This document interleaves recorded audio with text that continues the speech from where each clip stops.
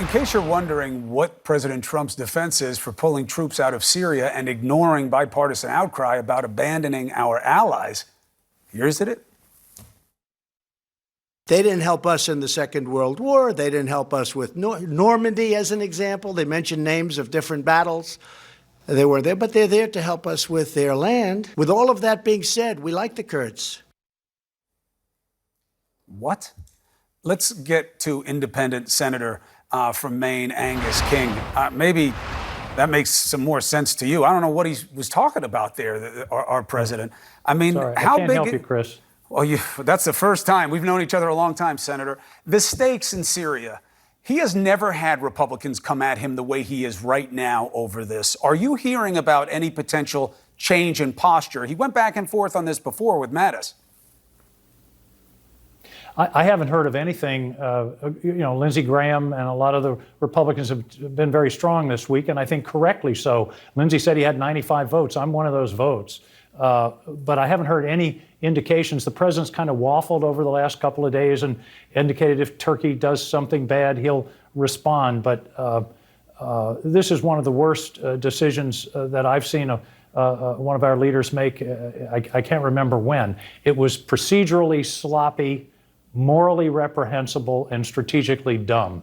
I mean, there's nothing good about this decision. This is a gift to Putin, to Iran, to Turkey, to Assad, well, let's and talk to about ISIS. That, because why he did it is hanging out there as a big question mark. Why do this right now? We hear that there is an idea in the air that Iran made a deal with Putin, and Turkey made a deal with Putin, and that now Trump was on the phone with Erdogan, and maybe there was a deal there as well, and that's why this is happening. Do you know anything about any of that? Nothing whatsoever. And this is the second presidential phone conversation that is of intense interest. We don't know what was said. What we do know is that's virtually the only input that the president had to this decision. I haven't heard of anybody in the administration, the State Department, the Defense Department, that knew this was coming. People from the Defense and State Department were talking about the policy of maintaining this kind of buffer zone and American presence in northern Syria on Saturday. The phone call came on Sunday, and now we're in the mess that we're in, leading, hopefully not, but quite easily to a massacre. And if that happens, the blood is on our hands. And, who, Chris, is going to answer the call the next time we need help in the world? This isn't America first. It's America alone. And the Kurds died for us. They lost 11,000 people in the fight against ISIS. They were the point of the spear of this coalition, and to turn our backs on them and leave them to the tender mercies of the Turks it's just unbelievable, but it's going to have ramifications. As I said, it's morally reprehensible because we turned our backs on people that put their lives on the line for this country in the fight against ISIS. You say 95 votes in the Senate. What if you have, Senator, what if you have 100 votes in the Senate? What can you guys do? Well, we could impose, one thing that Lindsey is talking about is imposing severe sanctions on Turkey if they indeed overplay their hand. Now, they came in today with artillery and air power. That's not exactly something that's going to discriminate between fighters and civilians. So that's not very encouraging. I mean, that's one possibility. Whether that would slow Erdogan down, I really don't know. I kind of doubt it. He's been itching to go after the Kurds in northern Syria for years. And what bothers me, I said at the beginning, a sloppy process. As I say, the president, as near as I can tell, the only person he consulted with on this was Erdogan. And that's not a good way to make American policy. We're going to have to live with the ramifications of this decision for years.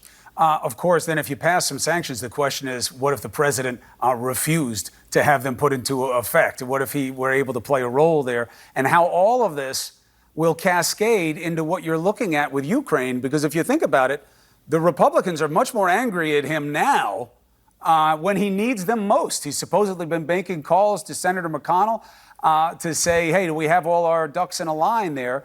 Do you think that the disgust and the outrage at the decision with Syria may redound to being against his interest in the Ukraine impeachment matter?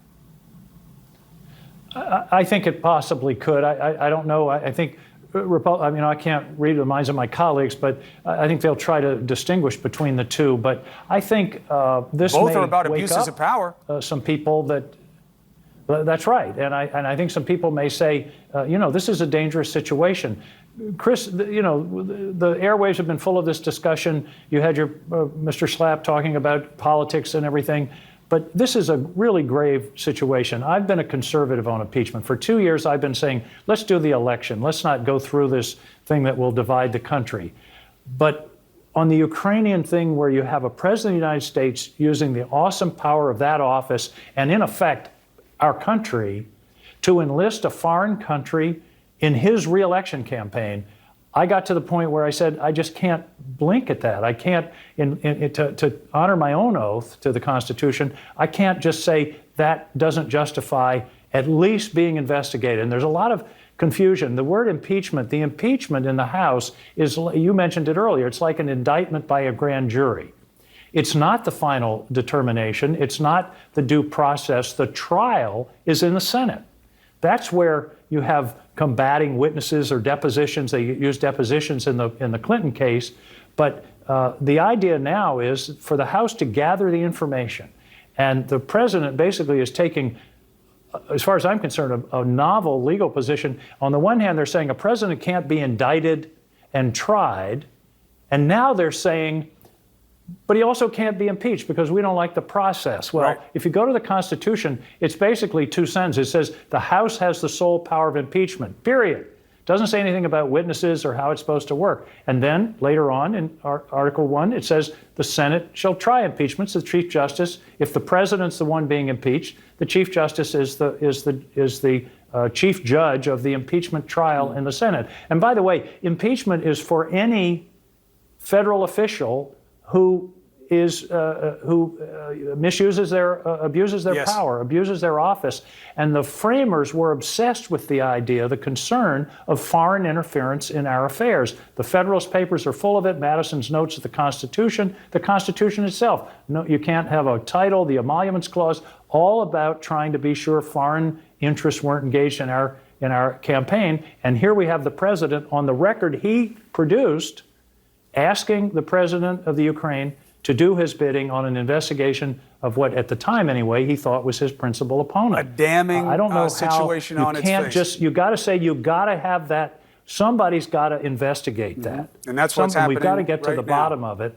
We'll see where it goes, Senator. what's And when it happening comes right to now. your lap, that will be a true moment in history. The senator has an op-ed about it right now with a reminder from Abraham Lincoln that these are the times that will light our way to the next generation. What we do now is how we will be remembered. Senator, thank you very much for being on the show. It's great to have you.